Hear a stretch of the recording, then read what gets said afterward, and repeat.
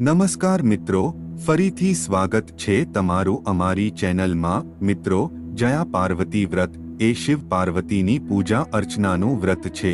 આ વ્રત અષાઢ સુદ 13 થી શરૂ થાય છે અને 5 દિવસ ચાલે છે। વ્રતના ભોજનમાં મીઠું વર્જિત મનાય છે। વ્રતના અંતમાં આખી રાતનું જાગરણ કરી કુમારિકાઓ વ્રતનું સમાપન કરે છે।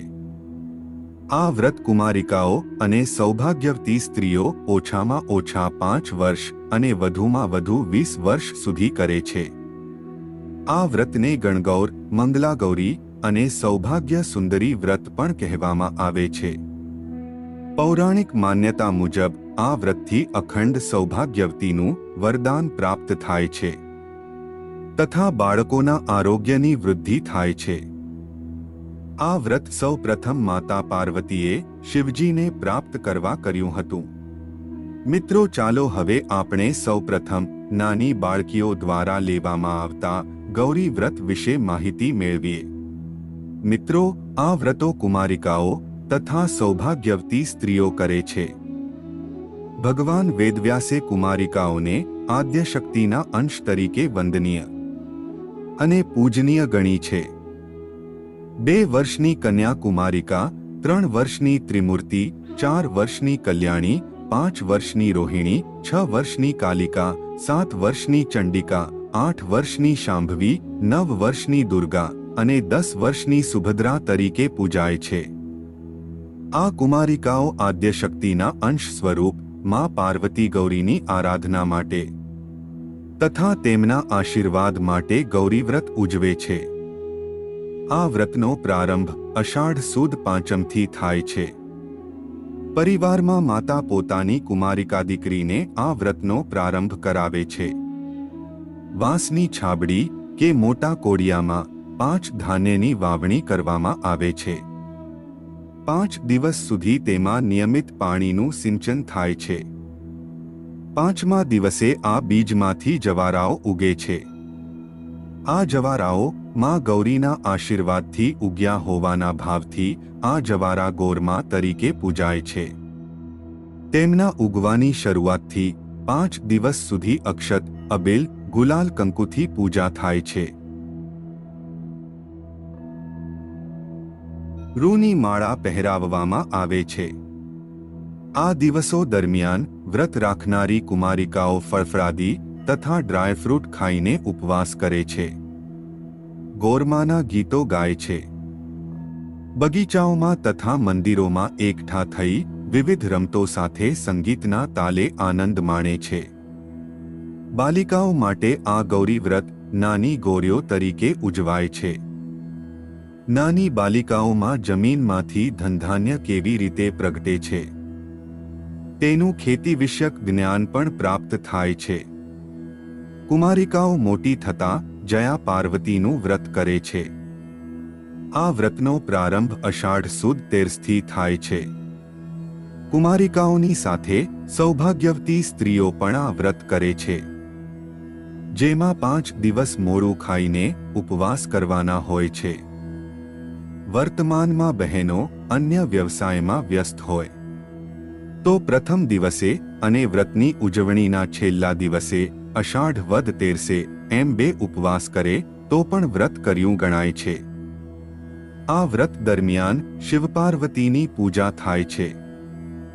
મા પાર્વતીએ વ્રત તપથી જેમ શિવજીને પામ્યા હતા તેમ મનપસંદ વર મેળવવા આ વ્રત કરે છે। સૌભાગ્યવતી બહેનો પતિના સુખ માટે તથા પરિવારમાં સૌની સુખ શાંતિ માટે આ વ્રત કરે છે। વર્ષ દરમિયાન ઘરમાં અન્નજના ભંડાર ભરેલા રહે તેવી મનોભાવના સાથે બહેનો આ વ્રત કરે છે। સંતાન પ્રાપ્તિ માટે પણ આ વ્રત લેવામાં આવે છે। આ જયા પાર્વતી વ્રત 3, 5, 7, 10 કે તેથી વધુ વર્ષ બાદ ઉજવાય છે। વ્રતની ઉજવણી વખતે 5 કુમારિકાઓ તથા સૌભાગ્યવતી સ્ત્રીઓને ભોજન કરાવી ભેટ સોગાદ આપવામાં આવે છે।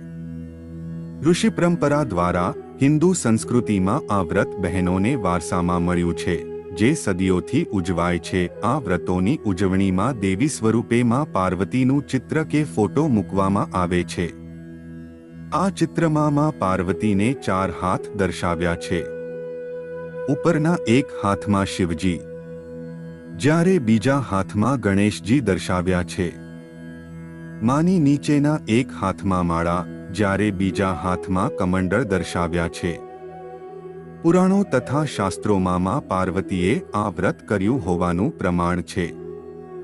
ત્યારબાદ માં પાર્વતીના આશીર્વાદ પામવા ત્રેતાયુગમાં સીતા માતાએ શ્રીરામ તથા પ્રતાપી પુત્રો સંતાનો માટે તથા પરિવારમાં તથા રાજ્યમાં સુખ શાંતિ અર્થે આ જયા પાર્વતીનું વ્રત કર્યું હોવાનું જાણવા મળે છે। દ્વાપર યુગમાં આ વ્રત માતા કુંતાએ કર્યું હતું। આ પરંપરાને આધારે વર્તમાનમાં પણ આ વ્રતો સ્ત્રીઓ મન વાંછિત ફળ મેળવવા ઉજવે છે। માં પાર્વતીએ તપશ્ચર્યાથી આ વ્રત લઈને શિવજી જેવા ઉત્તમ સર્વગુણ સંપન્ન પતિ તથા ગણાધિપતિ ગણેશજી સહિત કાર્તિકેય અને પુત્રી ઓખા સહિત ઉત્તમ સંતોનોની પ્રાપ્તિ કરી હોવાનો ઉલ્લેખ શિવપુરાણ તથા શાસ્ત્રોમાં વર્ણવાયો છે। માં પાર્વતીના હાથની માળા એ ભક્તિ તથા જીવનમાં શાંતિ માટેનું પ્રતીક છે। માળાથી ઉપાસના ઉપવાસ થકી આદ્ય શક્તિ તથા શિવત તત્વની આરાધના સૂચવ્યા છે। કમંડળ અર્થાત પરિવાર તથા સૃષ્ટિ અન્ન જળ ધનધાન્યથી ભરપૂર રહે તેવો ભાવ છે। દુષ્કાળ કે અતિવૃષ્ટિ ન થાય તેવો ભાવ છે। બે હાથ જોડી કરમંડળમાં દેવી દેવતાઓના આશીર્વાદ મળે તેવી ભાવના હોય છે। જયા પાર્વતી વ્રતમાં માં પાર્વતીના બીજા જન્મનો મહિમા છે। માં પાર્વતી પ્રથમ જન્મમાં દક્ષ પ્રજાપતિને ત્યાં જન્મ્યા હતા। દક્ષ પ્રજાપતિ યજ્ઞ કરાવવાના હતા। તે દરમિયાન માં પાર્વતીને શિવજીના દર્શન થયા। શિવજીનો દક્ષના યજ્ઞમંડળમાં પ્રભાવરૂઆબ જોતા પાર્વતી તેમના પર મોહી ગયા। મનોમન તેમણે શિવજી સાથે લગ્ન કરવાનું નક્કી કર્યું। પણ દક્ષ પ્રજાપતિને શિવજી પ્રત્યે અણગમો હતો। તેના બે કારણો હતા। પ્રયાગ ક્ષેત્રમાં મુનિવર્યોએ યજ્ઞનું આયોજન કર્યું હતું, ત્યારે આ યજ્ઞમાં સર્વે સભાસદો દક્ષ પ્રજાપતિ પધાર્યા ત્યારે ઊભા થઈને દક્ષનું અભિવાદન કર્યું હતું। પણ શિવજી ઊભા થયા નહોતા, માન ન આપ્યું અને દક્ષનું અભિવાદન પણ કર્યું નહીં। બીજું એક કારણ પણ ઉલ્લેખનીય છે। દક્ષ પ્રજાપતિએ પુત્રીની હઠથી અને પત્નીના આગ્રહથી ન છૂટકે પુત્રી પાર્વતીના લગ્ન શિવજી સાથે કર્યા। શિવ પાર્વતીના વિવાહ પ્રસંગે દુર્વાસા મુનિ પધાર્યા હતા। દુર્વાસા મુનિએ દક્ષને એક માળા આપી હતી, પણ દક્ષે આ માળાનું મહત્વ સમજ્યું નહીં। તે માળાને આમથી તેમ રાખ્યા કરતા, તેથી શિવજીએ સહજભાવથી સસરા દક્ષને કહ્યું કે આ બાબત યોગ્ય નથી। માળા તો પૂજામાં રખાય છે। આ વગર માગી સલાહથી દક્ષ પ્રજાપતિને જમાઈ શિવજી માટે અણગમો થયો હતો। એક વેળાએ દક્ષ પ્રજાપતિએ યજ્ઞ કર્યો, તેમાં શિવજીને આમંત્રણ આપ્યું નહીં। પતિની આજ્ઞા ન હોવા છતાં પાર્વતી પિતા દક્ષના યજ્ઞમાં ગયા। યજ્ઞમાં પતિ શિવજીનું આસન ન હતું। તેમનો તિરસ્કાર થયો હતો। તેથી પુત્રી પાર્વતીને ખોટું લાગ્યું। તેમણે યજ્ઞકુંડમાં ઝંપલાવ્યું અને પ્રાણત્યાગ કર્યો। પુત્રી પાર્વતીના મનોરથો અધૂરા રહ્યા। દક્ષને ત્યાં જન્મને પાર્વતીજીને પતિસુખ તથા સંતાન પ્રાપ્તિનું સુખ મળ્યું નહીં। તેઓ સાંસારિક જીવનના સુખથી વંચિત રહ્યા। આપણા શાસ્ત્રોમાં પુનર્જન્મનો ઉલ્લેખ છે। એક જન્મમાં જીવાત્મા અધૂરા મનોરથો પૂર્ણ કરવા બીજો જન્મ લે છે। તેથી આદ્યશક્તિમાં જગદંબા ભુવનેશ્વરની પ્રેરણાથી બીજા જન્મમાં પાર્વતીજીએ પિતા હિમાલય તથા માતા મેનાને ત્યાં જન્મ્યા। તેમણે તપ તથા વ્રત કરી પુનઃ શિવજીને મેળવ્યા તથા શિવ પાર્વતીને ગણેશજી, કાર્તિકેય તથા ઓખાનું સંતાન સુખ મળ્યું। આમ બીજા જન્મમાં માં પાર્વતીએ જે વ્રત કરી મનોવાંછિત ફળ મેળવ્યા હતા તે જયા પાર્વતી વ્રત તરીકે ઓળખાયું, જે ઋષિ પરંપરાથી સનાતન ધર્મમાં, હિન્દુ સંસ્કૃતિમાં સ્ત્રીઓ માટે અમૂલ્ય, અણમોલ, અદ્ભુત વ્રતનું ઉદાહરણ બન્યું.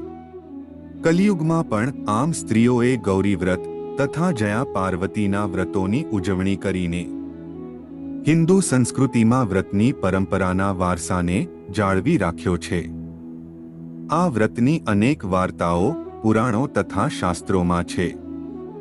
તો મિત્રો, ચાલો હવે જયા પાર્વતી વ્રતની પ્રાચીન કથા સાંભળીએ. કાશી નગરીમાં સદાચારી, સત્યવાદી અને સેવાભાવી એક દંપતી રહેતું હતું. તેઓ આખો દિવસ પ્રભુ ભક્તિમાં લીન રહેતા હતા. ભૂખ્યા જનોને ભોજન કરાવતા હતા. નિરાધારોને આશરો પણ આપતા હતા. ઈશ્વર કૃપાથી આ દંપતી પાસે પરિશ્રમથી પ્રાપ્ત કરેલી અખૂટ સંપત્તિ પણ હતી. તેઓ ગુરુકુળોમાં સખાવત પણ કરતા હતા. પતિ પત્ની બંને એકબીજાના સહકારથી સદાવ્રત તથા સેવા કાર્યો કરતા હતા. તેમનામાં સહેજ પણ અભિમાનનો છાંટો ન હતો. કાશી નગરીના સમગ્ર પંથકમાં આ દંપતીની પ્રસિદ્ધિ ફેલાવા માંડી. દૂર દૂરથી શ્રેષ્ઠી તથા સંત મહાત્માઓ પણ તેમના દર્શને આવવા માંડ્યા. એક વખત મહર્ષિ નારદ મુનિ કાશી નગરીમાં આવ્યા. તેમણે આ ગૃહસ્થીનો મહિમા સાંભળ્યો. તેમને પણ આ ગૃહસ્થીને ત્યાં જવાની પ્રેરણા થઈ. નારદમુનિ ફરતા ફરતા ત્યાં આવી ચઢ્યા. ગૃહસ્થે તેમને આવકાર આપી ફળફળાદિથી સ્વાગત કર્યું. નારદજી પ્રસન્ન થયા. નારદજીએ પૂછ્યું, કેમ છો? મજામાં ને? ગૃહસ્થીએ કહ્યું, હા મુનિરાજ, આપની કૃપાથી સર્વ વાતે સુખ છે. પણ બોલતા બોલતા તે ખચકાઈ ગયા. નારદજીએ કહ્યું, ખચકાવાની જરૂર નથી. તમારા મનમાં જે હોય તે વિના સંકોચે કહો. હે મુનિરાજ, બીજી કોઈ ઈચ્છા નથી, પણ એક સંતાનની ખોટ છે, જે મારા આ સદાવ્રતને સંભાળે. આમ કહી ગૃહસ્થે મુનિને પ્રણામ કર્યા. નારદજી બોલ્યા, અહીંથી તમે દક્ષિણ દિશામાં જાવ, ત્યાં એક અપૂજ શિવલિંગ છે. ઘણા વર્ષોથી તેની કોઈ પૂજા કરતું નથી. ત્યાં જઈ તમે શંકર પાર્વતીની શ્રદ્ધાપૂર્વક સેવા પૂજા કરો તો સદાશિવ ભોળાનાથ તમારા પર પ્રસન્ન થશે. તમારી મનોકામના પણ પૂર્ણ થશે. આમ આશીર્વાદ આપી નારદજી ચાલતા થયા. બીજા દિવસે નારદ મુનિની સલાહ પ્રમાણે પતિ પત્ની દક્ષિણ દિશા તરફ ચાલી નીકળ્યા. ત્યારે ઘોર વન વગડામાં ભૂખ્યા અને તરસ્યા બંને શિવલિંગની શોધમાં નીકળે છે. પણ ક્યાંય આવું મંદિર મળતું નથી. બંને જણ થાકીને એક ઝાડ નીચે આરામ કરવા બેઠા. એવામાં પત્નીની નજર એક મોટા ડુંગરની ટોચ પર પડી. ત્યાં તેને મંદિર હોવાનો અણસાર થયો. તેણીએ કહ્યું, હે નાથ, જુઓ પેલા ડુંગરની ટોચ, ત્યાં નારદમુનિના કહ્યા પ્રમાણેનું શિવમંદિર હોઈ શકે. મંદિરનો અણસાર મળતાની સાથે દંપતીનો થાક તથા ભૂખતરસ મટી ગયા. બંને જણ ચાલતા ચાલતા ડુંગરની ટોચ પર પહોંચ્યા. ત્યાં એક શિવમંદિર હતું. બંનેના હૃદયમાં હરખ સમાતો નથી. તેમણે મંદિરમાં સફાઈ શરૂ કરી. શિવલિંગ પરથી પાંદડા તથા ધૂળ સાફ કર્યા. પાસેની નદીમાંથી પાણી લાવી શિવલિંગ તથા તેની સમક્ષ રહેલી પાર્વતીની મૂર્તિને પણ સ્નાન કરાવ્યું. મંદિર પાસે બીલીપત્રનું ઝાડ હતું. ત્યાંથી બીલીપત્રો લાવી શિવલિંગ પર ચડાવ્યા. શિવમહિમ્ન સ્તોત્રનો પાઠ કર્યો. તળેટીના જંગલમાં જઈ ફળફૂલ લાવી શિવજીને અર્પણ કર્યા. દંપતીએ સતત 5 વર્ષ શંકર પાર્વતીની પૂજા કરી.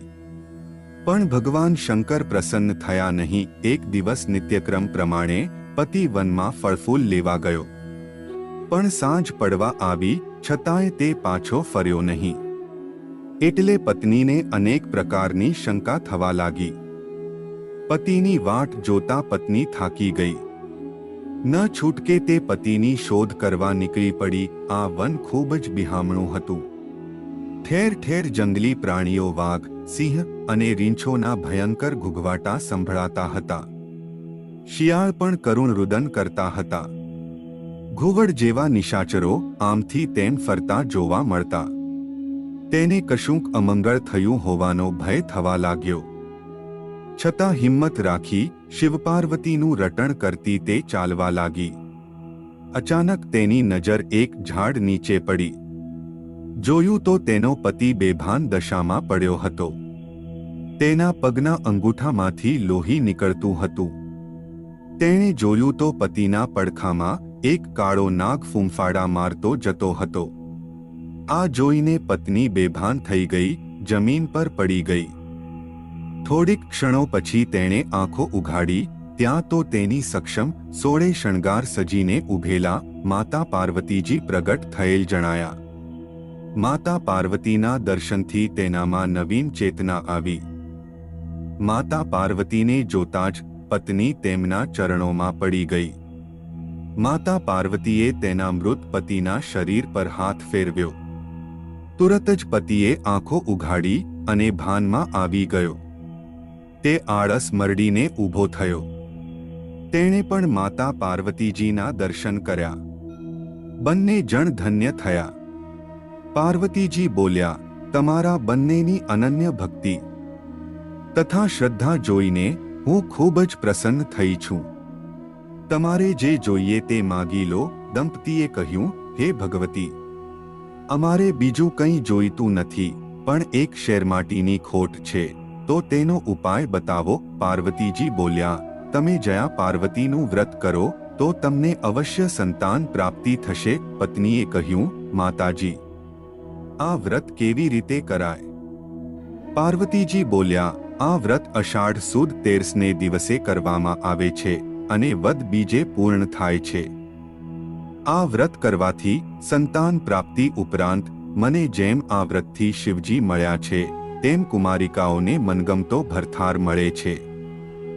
તે ઉપરાંત સ્ત્રીઓને સૌભાગ્ય પણ પ્રાપ્ત થાય છે. આ વ્રત 5, 10, 15 કે 20 વર્ષે અનુકૂળતા પ્રમાણે ઉજવવું. તે દિવસે કુંવારી કન્યાઓ, સૌભાગ્યવતી સ્ત્રીઓને ભોજન કરાવવું. બ્રાહ્મણો પાસે આ વ્રતની ઉજવણીની પૂજા કરાવી દાનદક્ષિણા આપવી. કુટુંબના સૌ પરિવારજન તથા સગા સંબંધીઓને ભોજન કારવવું. ગોરમાની પૂજા કરવી. વ્રતમાં ઉગાડેલા જવારા નદીમાં કે પીપળાના ઝાડ નીચે અથવા માતાજીની ડેરીએ નિયત સ્થળે પધરાવવા. વ્રતી બહેનોએ ભોજનમાં મીઠું લેવું નહીં. મોડું એકટાણું કરવું. વ્રતની કથા સાંભળવી તથા ઘરમાં દાદા દાદી તથા વડીલોને પ્રણામ કરી આશીર્વાદ મેળવવા. આ વ્રતથી સૌનું કલ્યાણ થાય તેવા આશીષ મળે છે. આમ વ્રતનો મહિમા સંભળાવી માતા પાર્વતી અંતર્ધાન થઈ ગયા. માતા પાર્વતીના આશીર્વાદ મેળવી દંપતી જયા પાર્વતીજી વ્રત કરે છે.